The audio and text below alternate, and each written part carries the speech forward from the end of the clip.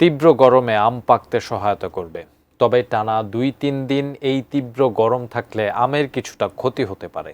এই নিয়ে চাঁপাইনবাবগঞ্জ শহরের আমবাগান থেকে বিস্তারিত জানাচ্ছেন প্রতিনিধি মোহাম্মদ নাদিম হোসেন। গত ২ দিন ধরে চাঁপাইনবাবগঞ্জে চলছে তাপপ্রবাহ।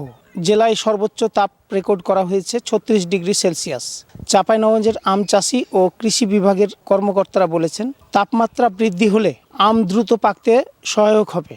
তবে তাপপ্রবাহ দীর্ঘমেয়াদী হলে কিছুটা ক্ষতি হতে পারে আমের। কৃষি কর্মকর্তারা বলছেন, আর কয়েকদিন পরেই আগাম জাতের আম পাকা শুরু হবে। এজন্য উচ্চ তাপমাত্রার প্রয়োজন আছে।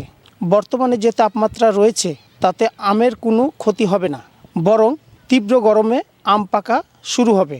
তবে আরও ২ বা ৩ দিন টানা এই তাপপ্রবাহ থাকলে আমের গাছে পানি স্প্রে প্রয়োজন হতে পারে। এদিকে তাপপ্রবাহে অতিষ্ঠ হয়ে উঠেছে জনজীবন। দিনের বেলায় প্রচণ্ড রোদের কারণে বাইরে লোকজনের উপস্থিতি কমে গেছে। প্রয়োজন ছাড়া কেউ বাড়ির বাইরে বের হতে পারছেন না। তবে সবচেয়ে কাহিল অবস্থায় পড়েছেন দিনমজুররা। পেটের তাগিদে বাধ্য হয়েই তাদের কাজে বের হতে হচ্ছে। আমার কাছে এই ছিল সর্বশেষ।